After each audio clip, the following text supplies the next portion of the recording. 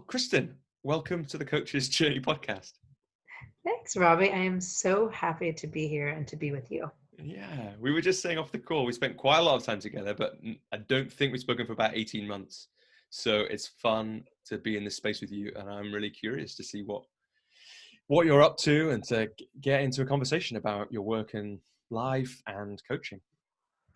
I'm excited to tell you about whatever you want to know. Yeah. Well, let's start. How about it? Go on, what you have at it? Cool. Have at it.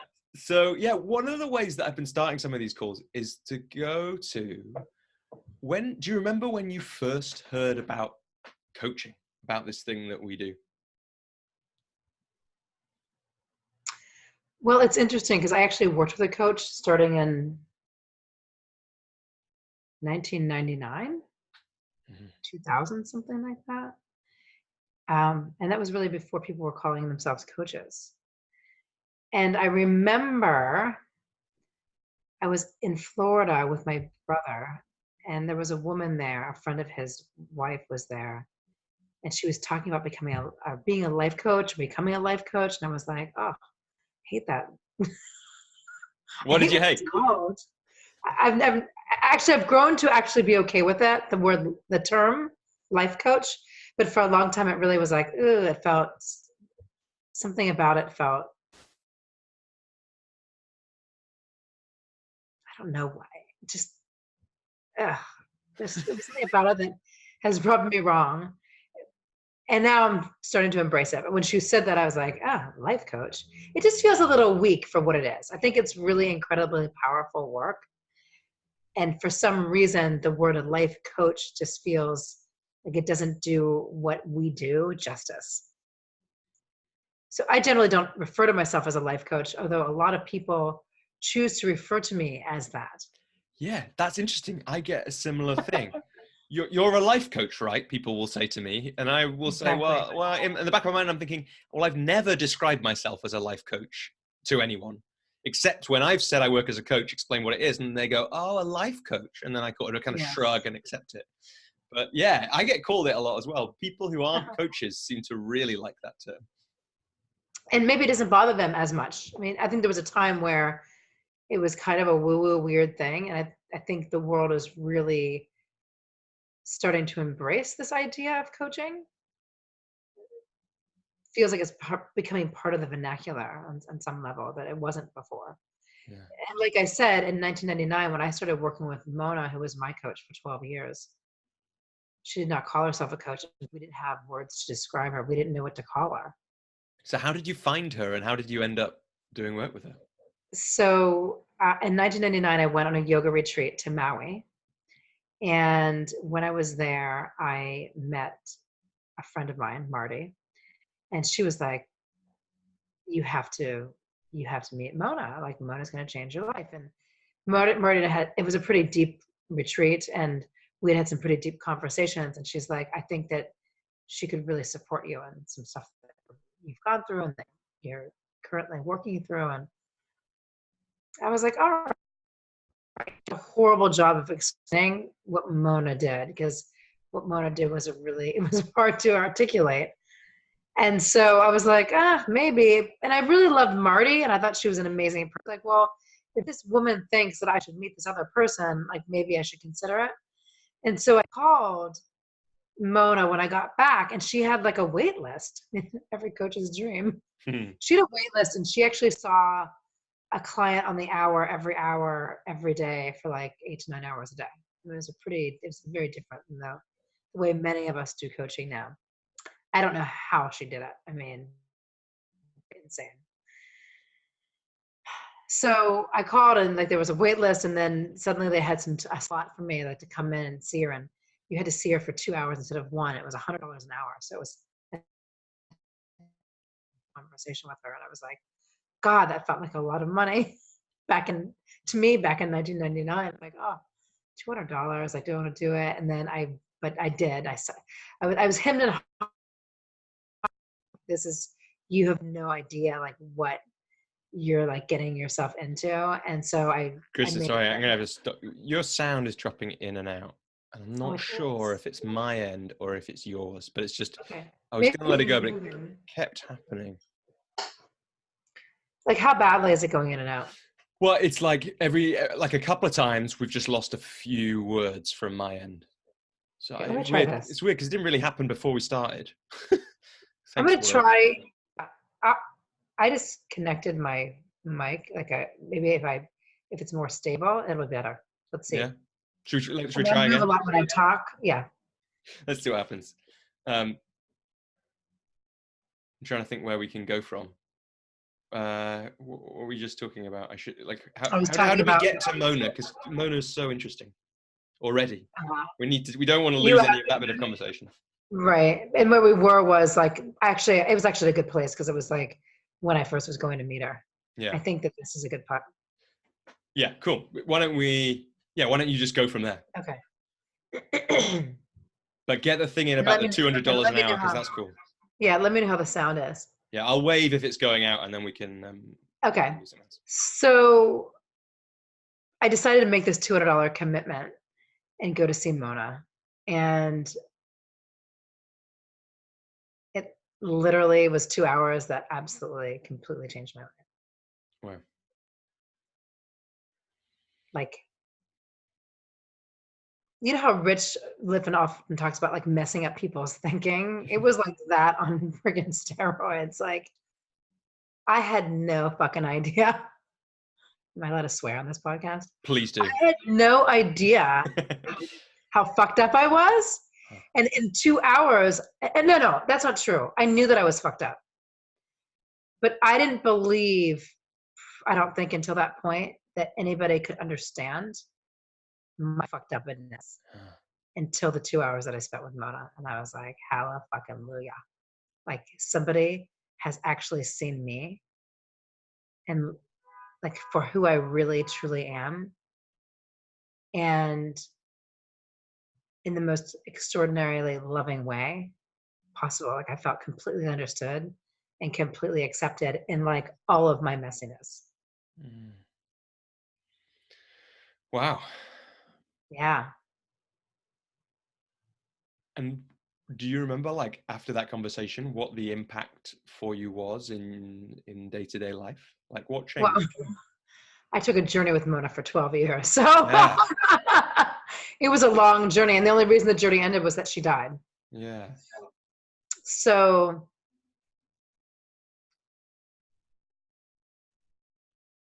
what she had me do in that first 2 hours with her was that she had me write basically 3 fuck you letters. Yeah. Tell for people who don't know what that is. Tell us what a fuck you letter is. Oh, it's like, dear mom, fuck you. Yeah. And then at that time I was like, 30 or something. And it was like 30 years of like things that I was upset about her. And it actually may not have been a fuck you. It might have been, dear mom, when I look at you, I see. When I look at you, I feel. That's another version of the fuck you for people who can't. Some people can't immediately get in touch with their anger. I'm very good at it now. I'm an expert. In fact, October was Angry October. I went to Angry October and did anger work every day. So basically, it was the fuck you to mom, fuck you to dad, and then the fuck you to myself. And the fuck you to myself was really the most revealing for me. I couldn't believe how much I hated myself. And like to hold that hatred in. I mean, look, I just get tears in my eyes just thinking about it. Like spending so much energy holding in that hatred that I had for myself and absolutely having nowhere to express that or knowing how to express it. And then being in a space where like someone was like, I could share that with somebody and they love me more because of it instead of less. It's just so crazy to me because I just had no idea. I didn't know any idea. So I think as I said initially, like that 2 hours changed my life. Yeah. What a way to start, right? She's like, it's no the do messing not fuck around. around. It's the do not fuck around club. Like if you went to Mona, I was like, we don't fuck around. Like we just fucking go to it and like here it is. Sometimes I wish that I could always be as bold as she was because she was just so bold. She had zero attachment to hurting my feelings and uh, did not hold back at all. And what do you think if it what she wasn't held back by those things? What guided her then? How did she choose? Choose maybe the wrong language, but where did that come from? That stuff. I think her work was like 99.9% intuition. Yeah. I mean, she told me things about myself that day that I had never told anybody, and I didn't tell her. Yeah. And I was like, "What? Really? I didn't know this." And I was like, "Wow." Right. So she used her intuition like so much in the coaching conversation. It was so masterful, and that she was that plugged in and really sitting in that place of understanding rather than judgment. Yeah. Yeah. And so you work with her for 12 years, and it's like no wonder, right? After you've had that conversation, and I imagine many more like it. Amazing. Wow. Yeah. And then I guess I'm curious. So you were doing the work with her, and then you heard about the idea of coaching, but presumably at this time, well, you weren't working as a coach. So No, at what point? I was an executive at Paramount. Right, right. And so at what point then later on, as either, and how did the idea of, I don't know whether it was doing some training or working as a coach yourself come about? Oh, it was a long journey. Yeah. I mean, I took my own self-development, personal development journey, and it started before I met Mona. I was heavy into yoga and meditation, and I was doing some other things. I had done some workshops. I was working with actors at the time, and I had a boss who was teaching this really amazing course called The Mastery of Self-Expression. So I had done that. And actually, I think that course probably launched my self-development work. I was always very curious about like who I was and what I was supposed to be doing on the planet, but I was also extremely disconnected. I was very much in my addict energy, like drank a lot. I mean, drank a lot for many, many years. I come from a background of abuse, um, sexual abuse, and um, just an abusive upbringing in general, like a lot of alcoholism and so my coping mechanism starting as a young like preteen was to drink, and I lived in a community that was very much about that. So I spent most of my teens and my 20s like really shutting down, terribly shutting down, like just, I mean, on the outside was like totally presenting like I had my shit together, but on the inside just fucked up, like dark and fucked up. And that's the hardest part is like I could present like this and be like, hey, I'm like, and I was so fucked up on the inside. So kind of just to go back for a minute, like one of the reasons I started this self-development journey was when I was 21, I had like a full-blown panic attack that sent me to the hospital because I thought I was having a heart attack. I was in college, and I like completely had this crazy panic attack. And then it led to like many years of suffering terribly from panic disorder, really like a very severe case of it. And still having panic disorder, but like presenting like I was a normal human being. It was mostly just a war between my ears. But I was in so many ways really paralyzed by it. And so that's when I started the self-development journey. Did you know that was why you were starting it, or was it just once you started, it became about that? Well, I like went to a psychiatrist because I was like, I'm losing my mind because I'm either having a panic attack or I'm fearing one to come on. Like I was agoraphobic on some level. So uh, I went to a psychiatrist who couldn't get a lot. Like we didn't have the same values. So it was hard for me to like really completely relate to him, but he practiced hypnosis, and he would hypnotize me. We would never talk. I would just go to his office and he'd hypnotize me for like 6 months. And that kind of started it and kept that at bay. And I was very good at hypnosis. I was highly suggestible. So I had that ability to drop in really deep fast. which helps in this work a lot. So anyway, that kind of led to some other things, and then I started yoga and meditation and doing these other things like the mastery of self-expression that I told you about, and then uh, finally met Mona, which really was a major turning point. And because she challenged me, like nobody, I think this is the thing. It's like, even as coaches, like people are so like want to make everything nice for everybody and are so unwilling to challenge people in a way that's really edgy and might make them not like you. I think I even am challenged with that as a coach oftentimes. I think the extraordinary thing about Mona was she did not give a fuck what you thought about her. I mean, maybe she did, and she had to process it, but I think she was really good at like really not personalizing. And so she could come at coaching in such a powerful way. So what happened was I did that work with her, and I mean, it was like up to, I mean, I changed, my entire life changed. Like I ended up, getting promoted a number of times at work. I was at Paramount at the time. I ultimately remembered one of my life's purposes and left Paramount to pursue that. I had a child in a very like unplanned sort of way, which was hugely confronting. And she walked me through that. She walked me through starting my company. She walked me through business partnerships. Like what we did, the work was so expansive. It changed all of my relationships with everybody in my family.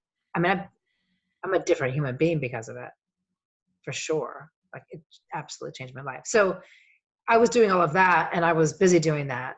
And so when I was with Mona doing that work, I wasn't thinking about coaching. I was thinking about doing something that was more alternative. I thought, wow, that would be cool to be able to like sit around and talk to people all day long. Like when I was working 16-hour days at Paramount, like it seems like, wow, that would be really cool. But I didn't think that that was for me.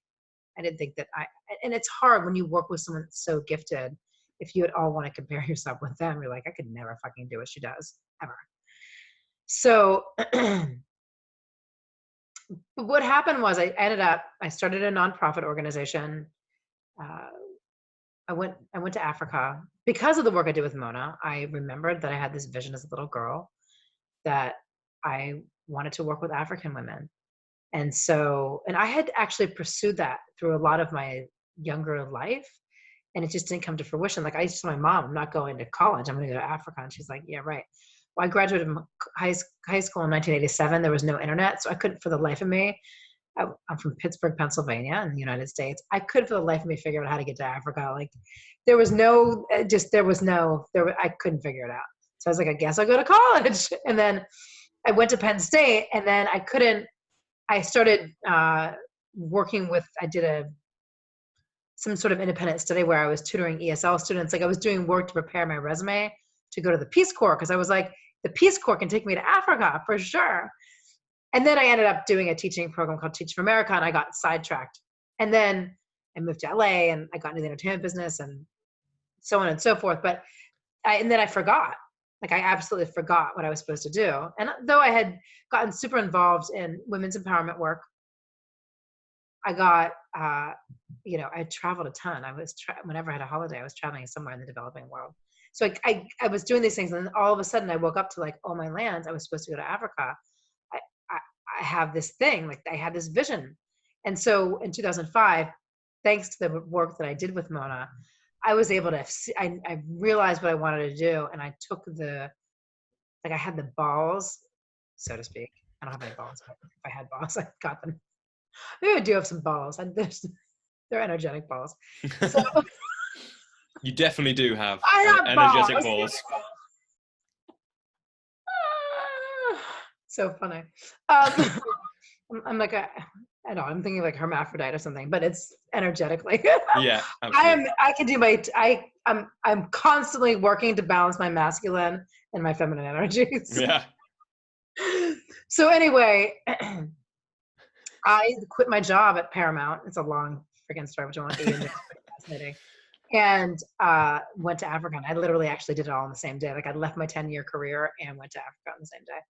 And when I got like 3 days in, I was in a village in a hut with like 35 women. And I was like, holy shit, this is the vision that I saw as a little girl. And I knew in the moment that's where I was, where 30 years before, like I was there.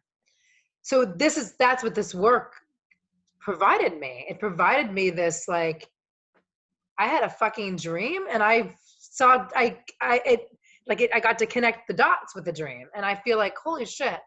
I remember one time so anyway, what that did was, and I'm talking too much, just tell me to shut up, but, or pull back the reins.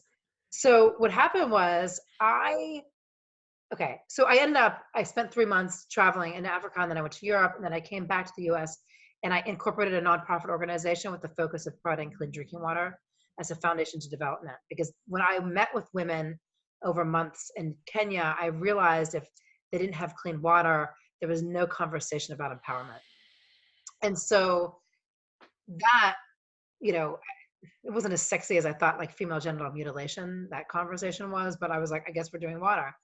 And I didn't know anything about the water issue at the time. So anyway, cut to, like, I started this organization, and I can tell you about that or not. But what happened was, I was sitting with my dad one day. I'll never forget where I was. It was called, it was on Main Street in Santa Monica. It's not there anymore. It was called World Cafe. It was owned by Arnold Schwarzenegger. Anyway, so I was sitting there, and I was like, Dad, like, how awesome is this? This might be like a year or two into the Samburu Project, which was the organization that I started. I was like, Dad, how cool is this? I'm living my dream. Like, I had a dream, and now I'm living the dream. And by the way, it was hard as that. Living the dream can be really hard. Living the dream is not easy. You just get to have you get to wear the badge of, like, I'm living my dream. Like, this is my vision, and now I'm doing it.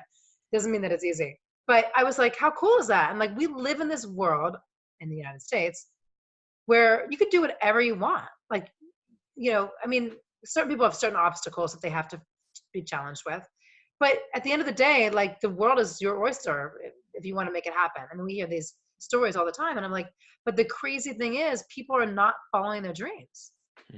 People are so afraid to even speak into what their dream is. Like, they're not living their dream. But do you think, because obviously the work with Mona had a massive impact on you, and it sounds like if it wasn't for that, you wouldn't have been living yours, or you might not have, or it would have been different.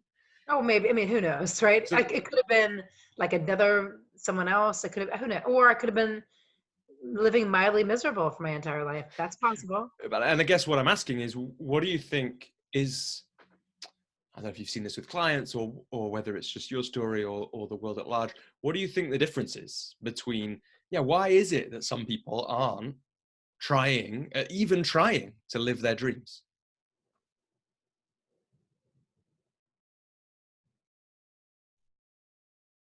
I think most people don't even know that it's a possibility. Like, even in America, despite the American dream. It's for somebody else. Yeah, it's for someone else. Like, people lack the empowerment to realize how magical and master manifestor they are. Like, we have that. But people they don't know it. They don't believe it. And I think one of the reasons is that we live in a world where it's so external, right? Everything comes from the outside. No, it doesn't. We're socialized to believe that everything's outside in, right? From the way that we're treated in our families to the way that we're treated in schools. But that empowerment piece where it's like, actually we're co-creating with God or the universe or whatever you want, like, all day long. But people don't know that, like, because we live in a world that the way things are structured is that, and our religious systems, like, they don't want people to believe that we're doing that we have that ability. It's like, I mean, this is crazy, but it's what just occurred to me. It's like why the witches were killed in Salem, right? It's like, because we all as human beings, like, no one's more special than any other person. Like, we all have these abilities. But the way that our governments and schools and religions have worked with people, it's to make them not believe, to disbelieve in their abilities. And so if we disbelieve in our abilities, then, that's how you keep the man down, so to speak, or whatever that is. I think that's part of it. I think that's changing drastically. I think we're in a we're in this is the 2000s. It's like there's a shift in consciousness for sure that's happening. But then we see this polarity because you see the two sides, right? It's got to come to like a happy medium somewhere. So I think people just don't even know it because of the way you've been socialized, and it's generational. So it's not just like, oh, you've been socialized this way. It's like you're carrying the DNA of all of your people, right? All of your ancestors. And it's been like this for a really long time, unless you were like the landlord. And then you got the whole thing. And then everyone else was like beneath you, right? I mean, Yeah. I don't know. I'm just making this shit up right now, but I think I believe it. Yeah, no, I believe that. Yeah, no, I agree. I think it is a lot to do with that,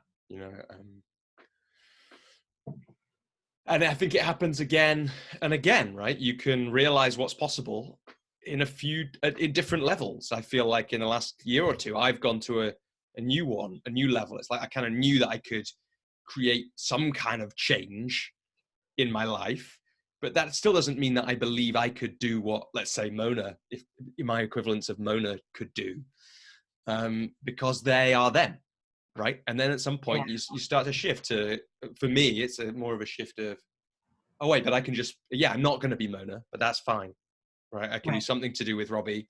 It'll be like that, but there's no reason that I have to tell a story that it can't be whatever. Well, because you, Robbie, have whatever the gift, and Mona was an extraordinarily gifted human for sure, but we all have those extraordinary gifts. We all have.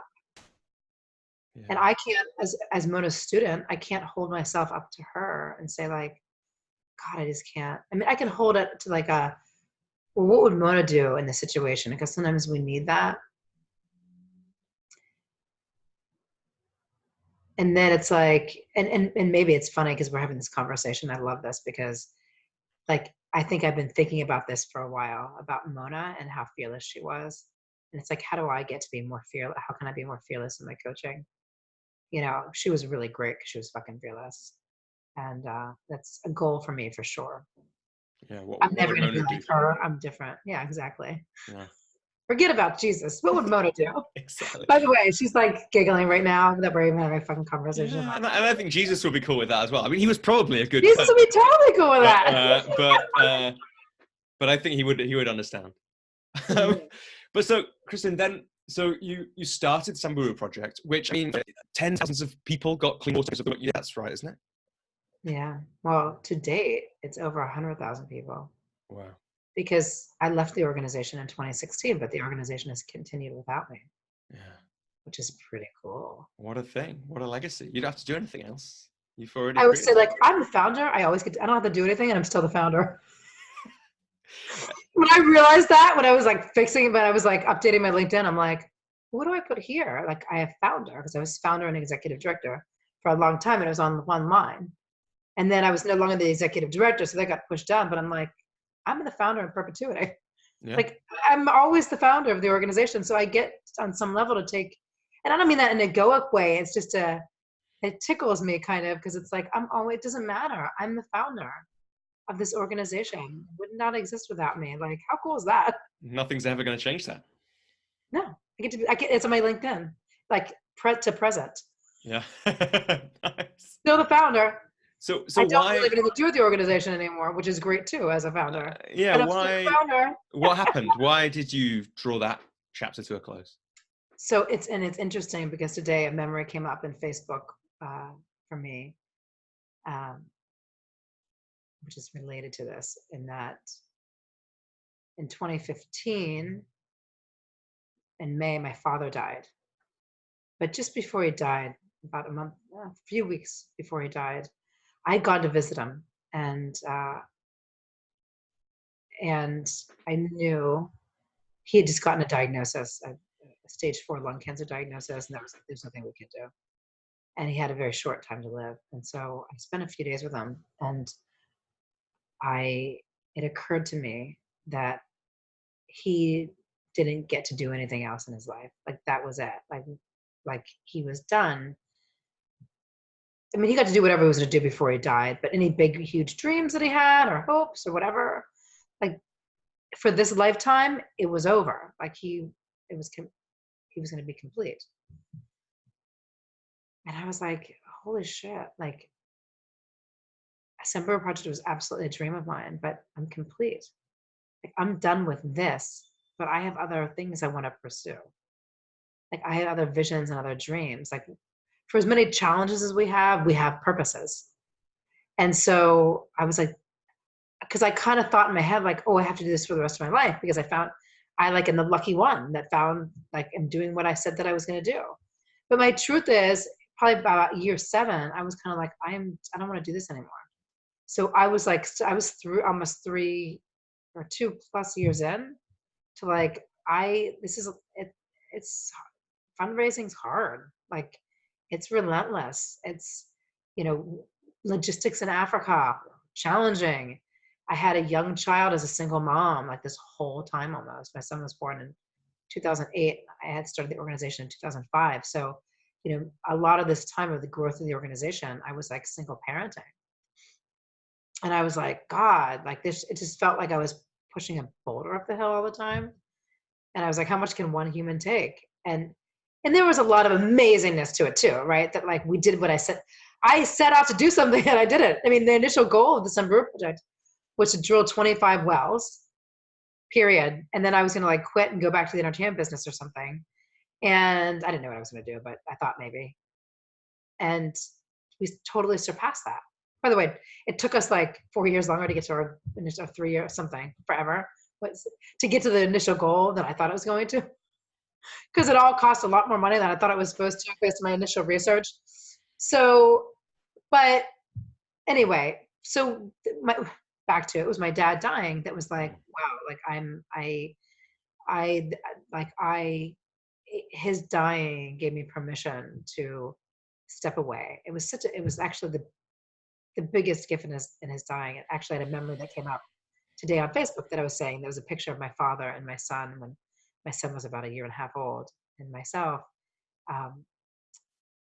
And it was a picture, and we were in Ohio. I was doing fundraising, and there was a picture with the fall leaves, and it's so beautiful. And I had put it up like 4 years ago on the 6-month anniversary of his death, and it came up today. And I'll tell you something. Ooh, did I get a good cry on that one today?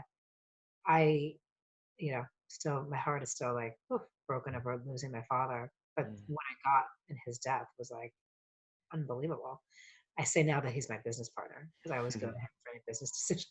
Like when I did the Rich Litvin salon and spent all that money, I was like, Dad, give me a sign. And literally, I said I want it by noon today. And it was like 6 a.m. and I had it by like 10:45. What was the sign? I was in a spinning class, and like the instructor started like channeling my father. Like he was talking just like my father, and there's a lot of fucks in his language. And then I was like, oh my God, it's my dad talking. I could tell it was him. And it was kind of like, fuck it, why not? Like it was, and I was like, oh my lands, it's really this. And I was in my head. And then I was like, okay, I got that, but I need one more thing. Like you have to confirm that that's a confirmation. And then the guy started talking about the 405. And my dad was like crazy about cars and the freeways. And I'd had another 405 experience prior to that with my dad after he passed, which is another long story. But I was like, oh my God, that's it. Like he gave me the sign. I got 2 signs within like 2 signs. So anyway, my dad's my business partner. He gave me the permission. And I told my father before he died. So I was flying back home, and it kind of all came together for me. I was like, holy shit, I have to leave Samburu Project. Like I don't have a plan, but I got to do it. Because like this chapter's closing for me. And so I called my dad. It was my first phone call. I got back to LA and I called him and I was like, Dad, I want you to know. And he was still lucid. Like I could have this conversation with him. I was like, I'm leaving the Samburu Project. And he was like my dad was very thoughtful. He always took long pauses. Took a really long pause. He's like, Kristen, I am so proud of you. You have done the impossible. And I was like, still crying about it. Yeah.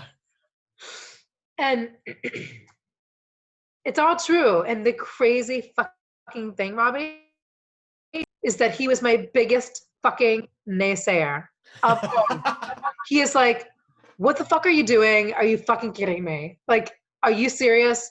Why would you do this? Why would you start a nonprofit organization? This is the craziest thing in the world. And then it's like, I had that conversation. So what do you need? What do you need? So I then gave my notice, and that was immediately I gave my notice. And then I went back. We had an event. That's why I came back to LA when he was dying. And we had a walk for water. I gave my notice. I met with after the walk, I met my board chair. I gave my notice. I gave like a long time, like 8 months or something. And then I went back to Florida where my dad was. And I spent the last 2 weeks with him before he passed. And another story for another day, but I got to cross over with them, which is pretty extraordinary. So anyway, so that's then when he asked me a question. Yeah. Because I got more, I can talk all day, Robbie. It's great, Kristen. It's so great.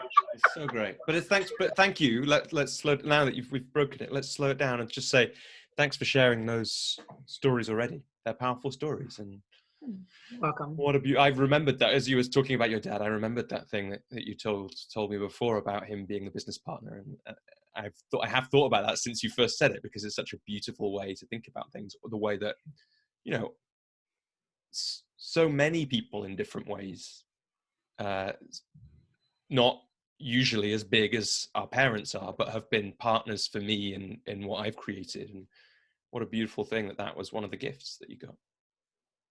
Yeah. It's cool. Yeah. So you were then free, no longer under the pressure of Samburu Project and funding. Well, I mean, I still had to unwind from that. It was not as easy as that, Robbie. So yeah, but anyway, I ended up staying at the organization until the end of February, Leap Day, 2016. Pretty cool, right? Yeah. So that's gonna be 4 years this February. And what's interesting about it is that it was a really horrible transition. You often hear about how leadership transitions are not, that get ugly, and it did. It got really ugly. Yeah, especially with founders, right? Yeah, it was ugly. I mean, I was ready to. I resigned. You know, it was on my own reconnaissance. I chose to leave, and then it just got super weird. Like the way that the new leadership came in, and it was just weird. The whole thing was really, ugh. And like the focus was on things that it should not have been on, in my opinion. And it was so stressful. So it was really pretty awful. It was for me because it was my baby, and I was like, and you know, I was like, how is this happening? Like, this is such a beautiful thing. Why is it going sideways like this? And it's like, you know, thank God for like hindsight, right? Because I was like, oh, this is what happens. And that's after I cried a lot and felt like I was being ganged up on and like all kinds of crazy shit. But the thing that's beautiful about it is I can always tell people, I'm like, okay, I've been through all of it. So not only did I start the organization, I went through a horrible leadership transition. I know what that's like. I've been through that and I survived it. Thank God. And what did you do next? Like, So this is what happened. And that was, I mean, I'm telling you, the way the transition happened was so awful. On top of like, I had already had a pretty challenging year before that with my dad dying. And I had gone through a major custody situation with my son's father. And so that was like a 3.5 year thing. Like I was burnt out. Oh, and then Mona had died too. In 2011, Mona died. And that was right when my custody situation happened with my son's father, which was a 3.5 year, you know, spiritual, mental, emotional, physical challenge. Right. And then my dad dying. So there's just a lot. It was like a really challenging 5 years. And so I made the decision when I was leaving Samburu, especially after like it just got so weird at the end. It was just so stressful. I was like, I'm not going to make a decision about anything for 90 days, which didn't make sense for my bank account at all, because I actually had no money because I had spent all of my personal savings starting the organization 10 years before. I didn't take a salary for 3 years, and then I had a child and I was a single parent. And so, you know, I didn't have any money in the bank. So it wasn't like I was telling everybody this. I was just like, okay, I don't know how this is going to work out, but I know that there's no possible way that I can make a good decision for myself right now. Like I'm not in any place to make a decision for myself. Like I'm in a place where I needed to give myself time and space. And so I took 90 days. I had started doing a little bit of consulting work, like most of it not paid, with for friends that were starting companies, women. And I really was enjoying that, like helping women with their businesses. But I was just focusing on me. I got like, I don't know if they have this in London, but I got ClassPass. I think they do actually. Do you know ClassPass?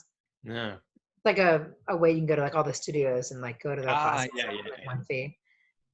So I did like ClassPass. I was taking, I was going all over, mostly Santa Monica, all over, like doing different classes and going to yoga and, taking naps during the day and meeting up with friends and spending more time with my son and that kind of thing. And like my son and I at that time went to Disneyland. And so it really took 3 months.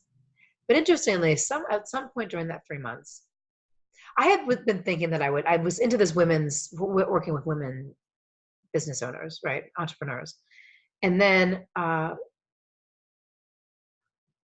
sometime, and I had thought about doing like working with family foundations on like mission, vision, strategy kind of stuff. Because there's all these family foundations that gave all this money away, but most of them didn't have any like real focus.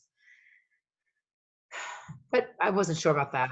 I was kind of like tossing things around. And then I got an email one day from a woman who was also a client of Mona's. And she had worked at Paramount with me. And I actually introduced her to Mona. And she was a bit younger than me. And she had actually written a book when she was like 25 called The Quarter Life Crisis. She shall remain nameless. But what was interesting is I'd often get her emails and get triggered. Like I'd get kind of triggered. Like I'd feel edgy. I'd be like, ugh, And I got the email one day and I'm like, why am I so like triggered by her emails? And I was like, holy shit. It's because I want to do what she's doing. Like I want to become a coach. I want to be having these conversations. Right? I mean, jealousy and envy or whatever. It's just an indication, right? Of like something that you want. So it's like, oh, okay, that's interesting. Like, by the way, I still need to thank her for that. She moved out of town, so I haven't seen her. But that was a pivotal moment. And I was like, oh my lands, I want to do this work. That's the work I want to do. I want to do the work, the Mona work, what I've learned from her.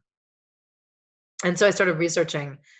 I decided that even though I had done the work with Mona, I decided that it was important for me to, like, I wanted to have a certification. Like that was just, I wanted to have that. Like, yeah. What was important about that for you? And I guess in that question is the question, when do you think it's important for coaches to have certifications and to do that kind of thing? I just thing? wanted it for like the framework, I think. I wanted it, Mona was kind of right brain, loosey-goosey. And I was like, well, so I had a lot of information from her. I could have just started coaching. I was like, no, I want to see how other people do it, see what this is about. So I started researching it, and there's like 8,000 places you can go and get a coach certification. Especially in California, right? Yeah, a lot. So I was like, well, what to do? And then I was looking at like 3. IPEC, which is where I ended up doing my training. They have that in England as well. Institute for Professional Excellence in Coaching. And then there was like, what's the other one called? Coach U. And then there was one more. I forget what it's called, but anyway, it doesn't matter. It's so not meaningful to me. But I'm glad that I did it. And so the interesting thing is, without really knowing it, I only declared the 90 days. On literally like the 90th day, I called. I mean, I had already been talking to IPEC, but I called and like gave them my money and like signed up for a program that was starting in July, like with their modules, like their in-person meetings. But it was, I was doing like an advanced study so I could do my advanced coursework beforehand, like immediately. So literally on the 90th day, I made a decision. I signed up for coaching school without actually knowing that it was the 90th day until I got back on. And so I started doing the IPEC work, and it was like a year program, intensive, a lot of work, but it gave me the balls, see, I got balls again, to like start soliciting coaching clients. The first module was like the beginning of July, and I almost immediately started soliciting clients. And I felt like I could do that because I was in coaching school for whatever reason. It was good. It was a worthwhile $10,000 investment. Yeah. And so then fast forward us, like I for some reason my intuition is fast forward us to now, and then let's fill in the gaps. So we're now, that's 2016, is it still? Like July, August 2016? Yeah. So we're like... So it started July 2016, and I finished up somewhere in the next spring in 2017. Yeah. Yeah. And so we're now a couple of years on from that. And how is your Like a work? lifetime. Yeah, right. I can't believe, I mean, It also, feels I so can't believe... long ago. I feel like I've been coaching forever. Yeah.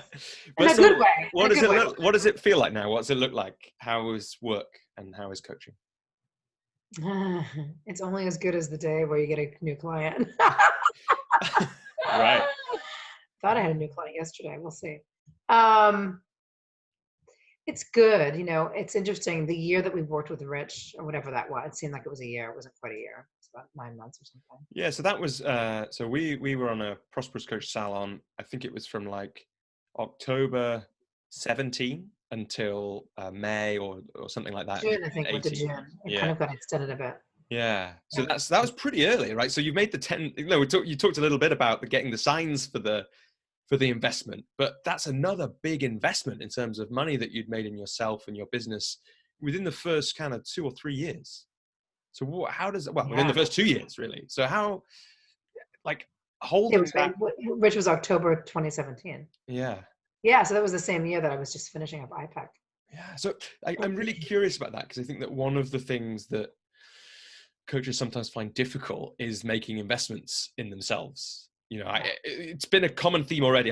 This is only the sort of 6th or 7th of these that I've done, and pretty much everyone who I've asked, what's on the podcast, what one bit of advice is most important. Pretty much everyone within, maybe not in the first one, but in the first 2 or 3 has said, hire a coach, learn from other people, develop yourself, and use that to support you. And I think for some people, making that investment, even just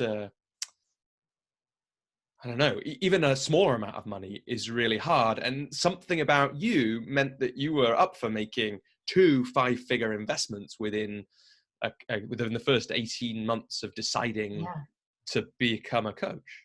Yeah. Well, I'm definitely a student in so many ways. Yeah. So I didn't think I couldn't. I was looking actually that year, and I know you're going to talk about it now, but for some reason we're back to talking about then. So here we go. In 2017, after I finished my coaching work, somehow I had happened hearing about the Prosperous Coach book. And then my son had gone away for a couple of weeks with his godmother. And so I had like a little time and space for myself. And I'm like, I'm going to delve into that and actually listen to it, and listen to the audio within like 24 hours. I listened to the whole book. And I was like, wow. And then I started stalking Rich on the internet and like watching his coaching. And I was like, wow, this is the closest thing in terms of the depth that I've seen since the work I did with Mona. Like, he's so goes deep. And I was like, I got to have this guy as my coach. I was actually looking for a coach, not necessarily for my business, but personal. I didn't realize he was like $100,000 a year for one-to-one. I got a much better deal with Mona. She increased her prices, by the way. Like, it went from the 12 years that I worked with her, she went from $100 an hour to $150. I love the different, by the way, outraged. I was outraged about it. Outraged. I was so angry about that. I was so mad that she raised her prices. I was like, are you fucking kidding me? But I love the difference and how people just, like, the weird thing is somehow there's something in the coaching industry that the people who charge really big fees are more well known. Like, one of the other guests that I interviewed, she's been coaching for 18 years or something. So one of the longest coaching people in the UK, and it's done like 14,000 hours of one-to-one. And she did the kind of thing that Mona did, right? She just coaches people all the time. She doesn't need any gaps between sessions, none of that stuff. And she doesn't really charge that much. And it's really interesting. What's that different people are. She good? She goes £100 an hour. So somewhere between Mona's 2 prices. Gosh. Wow. At least she does for some people. I think we talked about it in the thing. It's like there's a slightly higher price for corporate stuff, and there's a slightly higher price in a couple of situations, but most of the time it's £100 an hour, which is great value. And I recommend people, Katie Harvey, I recommend people check out that episode and listen, and you'll be like, oh yeah, I can definitely afford this coach. Maybe they'll think. Yeah. But she's got, carefully thought out reasons for why that's the point she's at. And you have to do what resonates with you, what works for you, right? Yeah. But so you read the so book. anyway, I read the book, and then I reached out to Rich. I sent him an email. I didn't know that he had this big, machine behind him. I thought I was just going to get rich. I was like, hey, told him a bit about myself, and then I got like a generic thing back. And in a way, I guess when I sent the email, I knew that he was expensive, I think, actually. But I thought it was $75,000. And I was like, I don't have that, but I'll figure out a way to get it to work with somebody like this. And then when I got like a generic email back, and it was like, oh, there's a salon, or a salon, as you all say. And I was like, oh, and it was only like, I don't remember what it was, but it was like $13,000 or $15,000 or something.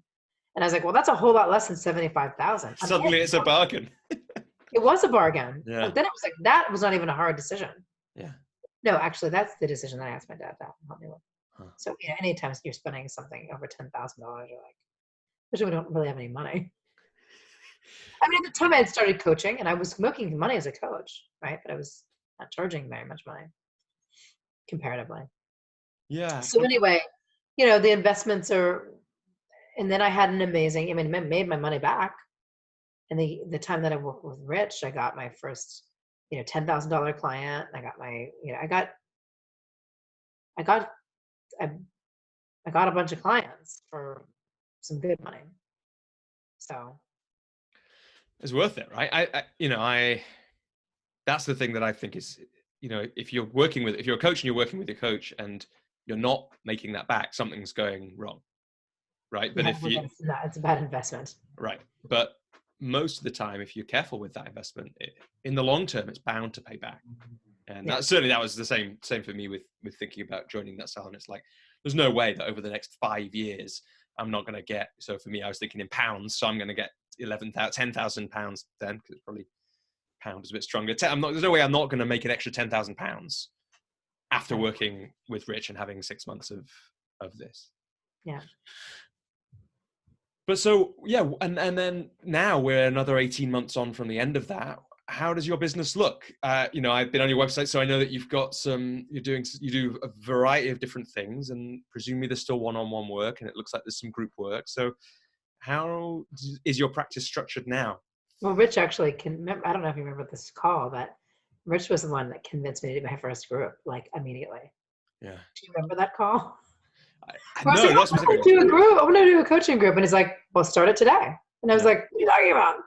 And it's so funny because before that, I'd actually paid for another program that was a much less expensive investment with somebody who was like, trying to teach you how to put together a group coaching program. And she was I'm a right brainer, so I need left brainers to deal with. Like, I can't, it has to be structured because I need help with that. And it was like, I didn't do shit the whole time. I did this, class. And I think that one might have lasted for 6 months. I did that while I had already started when I was in the middle of IPEC still. And I was like, oh God, I'm never going to get a group coaching program off the ground. And Rich was like, just start today. Who's like the ideal person for your thing? And I had a client who was sort of winding out of one-to-one sessions. And I was like, Betsy. And he was like, great.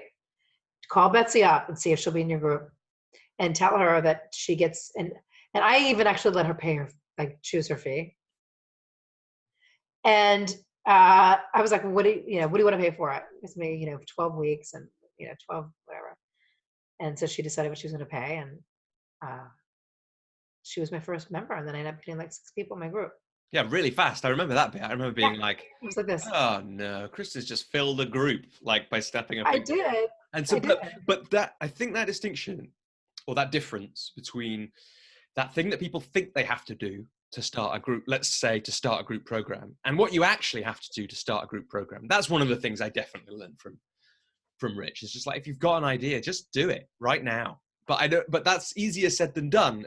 In this case with this group of 6 people, because I think people are interested in that. How do you create a group? So you just called Betsy and she named her price. Like, I remember where I was sitting. I was sitting outside on my stoop in the front of my building, and I was like, hey, what do you think about this? And she's like, oh yeah, I'd be interested in doing that. And then She named a price. I think maybe she got back to me and told me. I was like, perfect. Did she name, I like the name a price thing. I think it's a really interesting Yeah, it's psychological fun. experiment. Did she name, like, when you think back now, was it like more than you're expecting or less or about right? Or I guess she knew. She paid less than what everybody else was paying. Yeah. And I wasn't a high fee. I think people were paying $250 a month for the group. Right. For how many calls So roughly? the group Like, was $750 for 12 sessions. yeah. So it wasn't, you know, it wasn't what I'm charging now for groups. So, you know, I think the more I don't know. I think sometimes the more you charge, then that it becomes a bigger consideration for people, right? So it's like, do you want people in your group or do you want to charge your fee? Yeah. And with that in mind, how have your fees generally evolved over time? Well, so for the group, so I do groups now. It's different. I was doing a group, which maybe I'll resurrect at some point. I really liked it. It was called Truly Fearless Leaders. It was a women entrepreneur group, and it was called the Monday Morning Meeting. So it was like the board meeting, your board meeting. Oh, right? that's cool. I loved it. Don't steal my idea. No, I'm just kidding. You can take it. You can have it. I loved it actually, and I don't know why I didn't do another one immediately. It can be stressful to enroll for groups because like Rich had this great idea, like you have Betsy and then like you just bring people on, and it did work, but sometimes it's like the timing and then what time do you do it and is everybody, there's so many factors you're trying to get people in on. It can be a little challenging. So now I do groups. And I'm actually enrolling for a group right now for Invisible Warfare. So basically what I do now in my groups is I teach a book called Invisible Warfare, which is a book that Mona wrote before she died. She actually wrote it in 2006, so she wrote it 5 years before she died. But basically, her work is written in a book, and it's pretty extraordinary. And I'm wowed because I reread it every time I teach the group, and I'm like, it's genius. So get the book, Invisible Warfare, if you're interested in emotional processing work, because it's incredible. It's really extraordinary. She self-published it. So I take people through a 6-month journey in that book.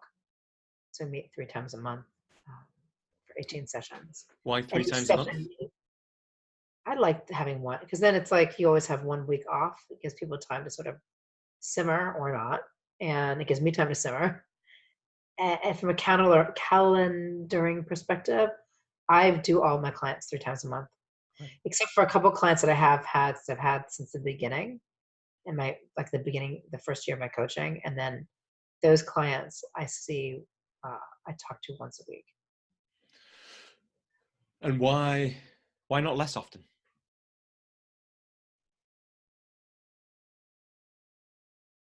I don't know. It just feels good. 3 times a month feels good to me. Yeah. I know some coaches that do twice a month. I think sometimes you lose your focus, like you forget, and all of a sudden you're like, oh my God, I can't believe 2 weeks have passed. And it's like, well, where were we? And there's like a lot of catching up to do. And I kind of keeps you on top of it. Like, especially I like to work with people for 6 months.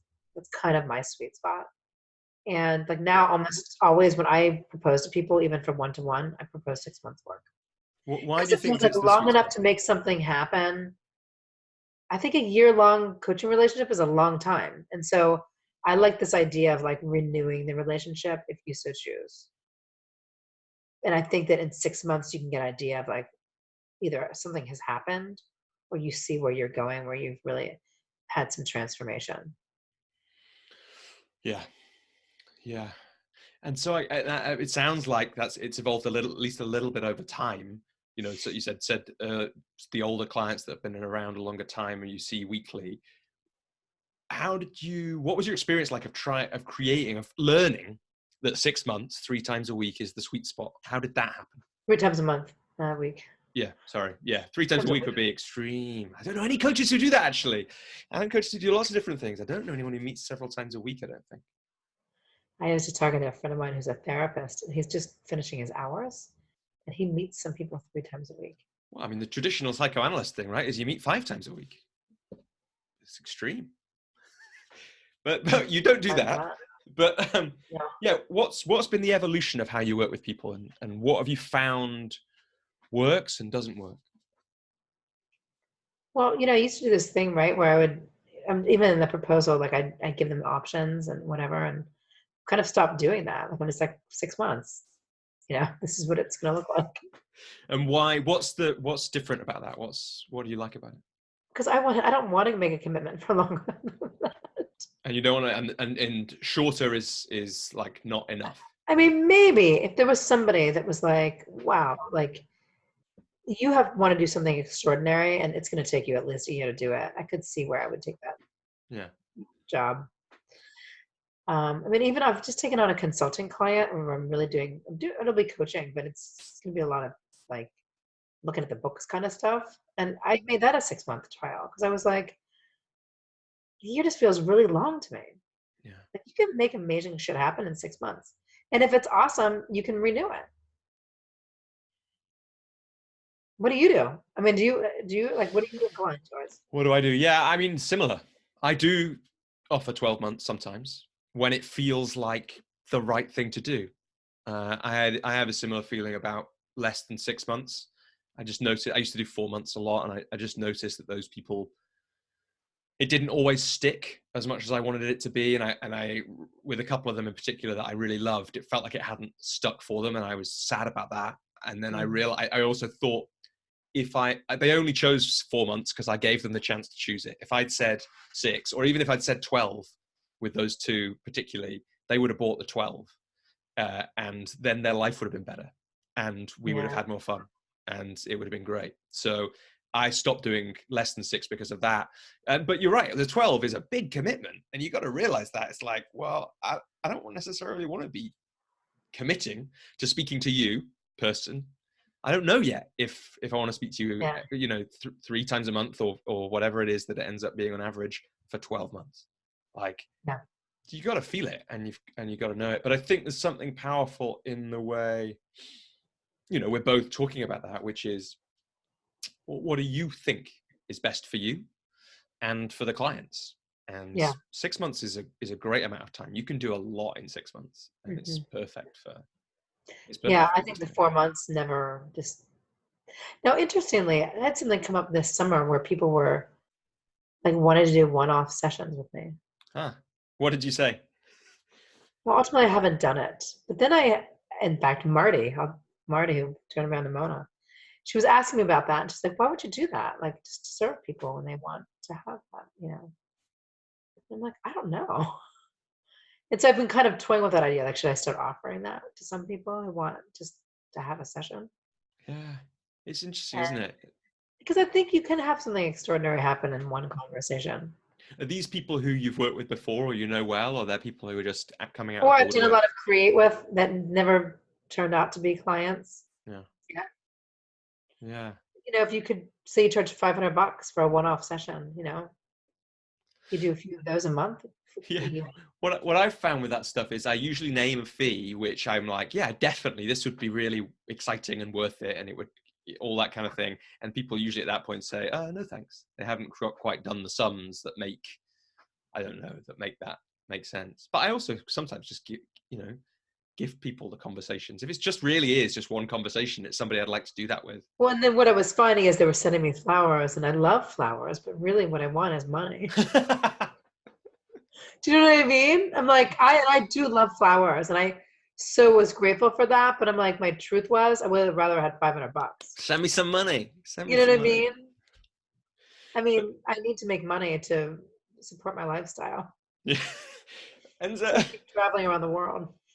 And so, Kristen, well, but that's a great point, right? We need to make money. We absolutely do. And I guess what I'm curious about is either at the start or now, how does your business tick over? Where do the people come from? It's been an interesting year for me because actually this year was down from last year. And so it's kind of massively down, or just like, I turned my focus because I started doing the invisible warfare work in December of last year. So I think I was putting a lot of energy into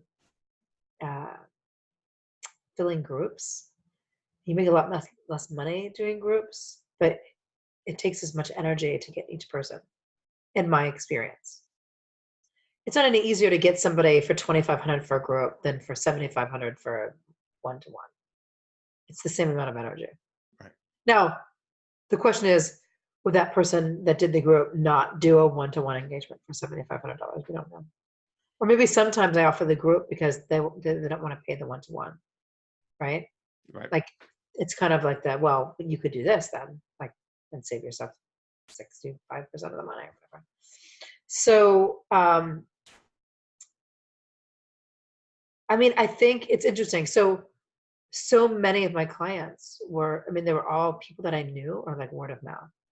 Yeah. People that I knew who they knew. I have to think now. It was all people that I knew. It was like, I coach people that I know too. Because I know a lot of people. And they want me to coach them. And as people don't do that, like they wouldn't coach a friend, so to speak. I coach my friends that want coaching. As paying clients? Yeah. Yeah. I do. Yeah. I mean, if I have a service to provide for them and they want me, why would I not? I know some people don't do that. I do it. But what's been your experience of it? Of working with friends? Great. Yeah. It can be wonderful, can't it? Like I'm not sure that I haven't had many paying clients that for a while that were people that I genuinely felt like friends. But when I did, it was great. And I've done one-off conversations here and there, and it's wonderful. You drop into a new place in the relationship with them, the friendship. Also, the coaching can go to really interesting places because of the existing relationship.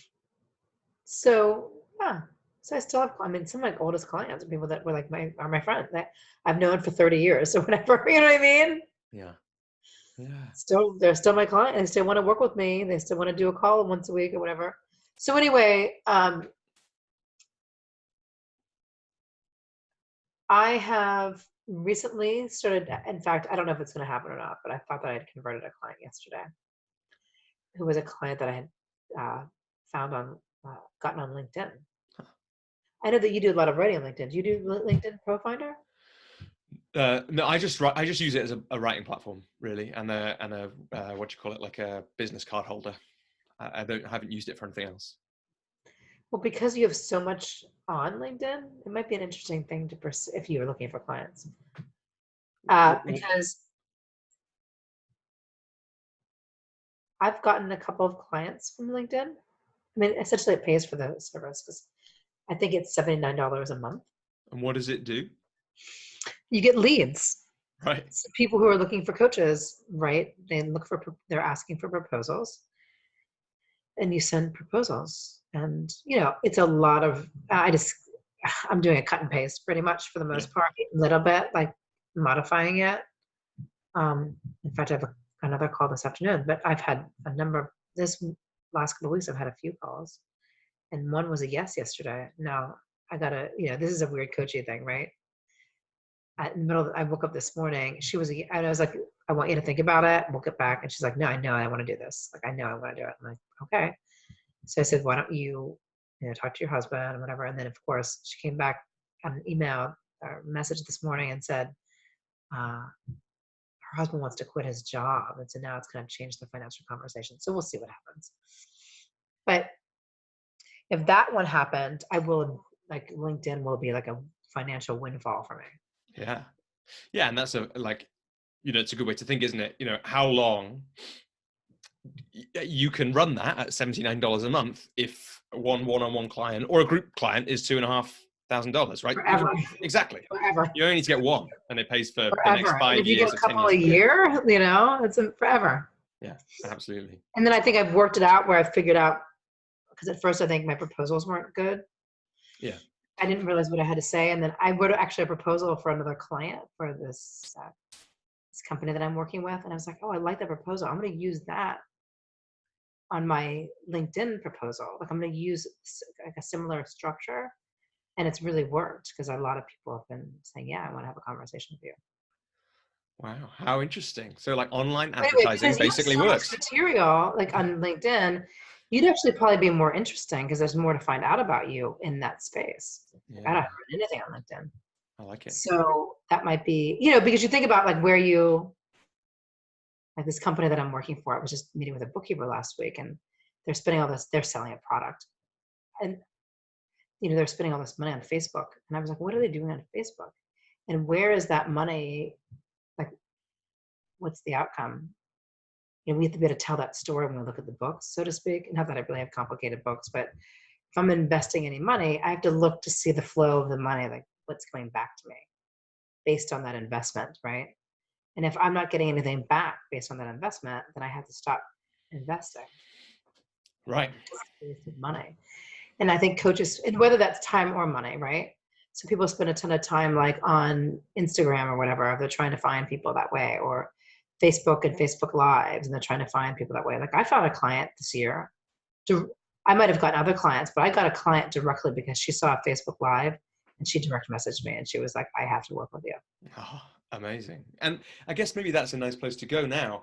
This kind of thing of this whole place of, I'm sure it does happen, of how do you suggest that coaches who want to grow a business and create clients go about that if people ask it, or what advice would you give? I'm still trying to figure it out, Robbie. Yeah. I think it's always changing. I think you have to do a lot of different things. I think you have to be out in the world connecting with people. Period. Like, because you never know where your clients are coming from. And you have to be willing to speak into the world what you're doing on some level. Like you can't be quiet and expect people to come to you for your services. So somehow you have to let people know what you're doing. But then at the same time, you have to really just connect for connection's sake. Like you cannot connect with an agenda. Because every time I try to connect with an agenda, it fucks me up. Like, just don't do that. So sometimes when I'm feeling a little desperate, like, oh, I really need a client, my connections start becoming a little unwieldy. Yeah. You know what I'm talking about? Like make that distinction more real for people about. So if you're connecting just for connecting, you specifically, what are you doing? What's an example? Having deep conversations with people, like asking them about their lives, asking them curious questions. Just wherever you go. Yeah. Yeah. Just that.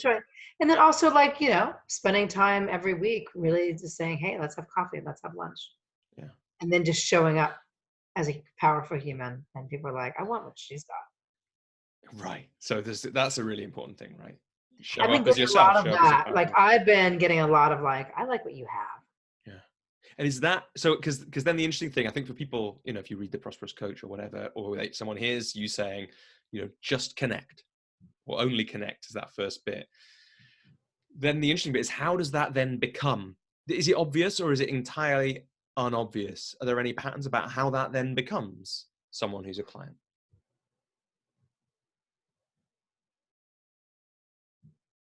It's every instance is different.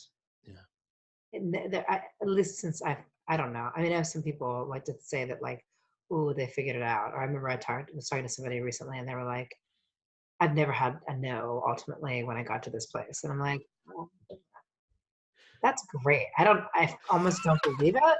Yeah. And if that's true, like, good for you. But I don't know. Like, I just don't know. It feels like I have a same, like that good for you tone of voice that you had there. I have that same feeling sometimes. It's like, okay, it feels like if that's true, something must be wrong here. And I don't know what it is, but like, it can't be right. Missing something? Yeah.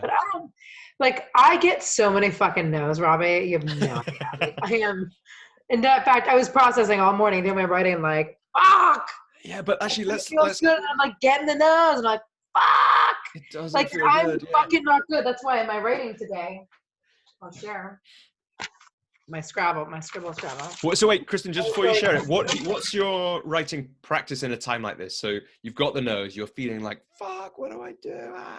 What do you write? Do you just write, or like, because I think a lot of people, like not just coaches, try and deal with this kind of thing, and it's really hard.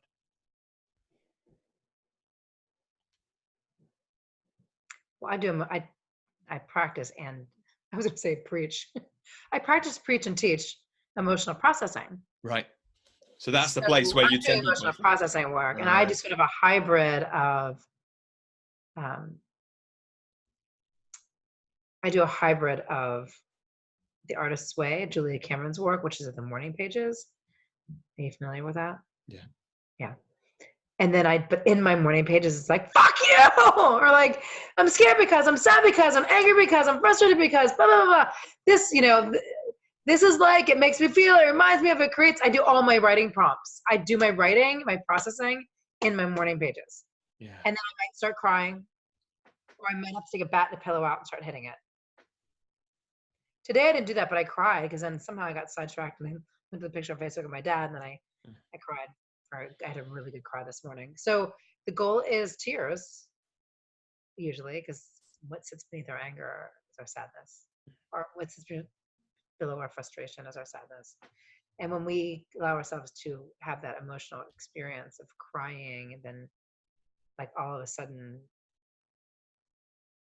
we become lighter and more intuitive and more connected to the planet, ourselves, and all that stuff. So anyway, I wrote, and then like what I came up with was my big thing was this, like, what is it? So what I was doing my writing, what came up was like, this feels like rejection. Like I kind of got two potential rejection things this morning, but that could fucking trigger me where it could take me down a really dark path, like really dark. So I knew I had to go after rejection. I still do. I feel it. I need to take the bat and the pillow out today, and I need to hit it and fucking go after rejection. Because I have such a history of rejection and a story about rejection that like I had a 4-year, like maybe 8, maybe 12, I don't know, like run of rejection that was so intense as a young person that like everything I tried to do, I failed at everything. And so I still, like, I have to keep going back there because that teenage girl is like, I've done so much work on her and she's still fucking upset about it. And so suddenly I'm fucking 14 when I get a potential email that's like, this might not work out. And so how do I fuck things up if I don't process it? Because the rejection has so much energy around it for me. Am I helping you on this? It's great. It's really great. And I think So lots of people you have to process it. You got to process it. Tell them to call me. I'll tell you how to process it. I'm always processing it. It's not like, oh yeah, it never happens to me. Okay. No, I get fucking rejected all the time. My challenge is like, what is my relationship with rejection? How am I going to what am I going to do about it? Yeah. And I think loads of people will recognize loads of parts of that. And it's a great story. And maybe it's a nice place, actually. I know there's, other things that you need to be doing today. So maybe that's a nice place for us to start to draw this conversation to a close. It just feels like such a truth that, anyone's business and rejection, for some of us, that's really hard. And so, yeah, like, I think that's a beautiful place to kind of begin to draw the conversation to a close. Before we do, I'm just curious, you mentioned a couple of things that you're working on at the moment. What's coming up for you? How do you think about the next phase of your business and your work?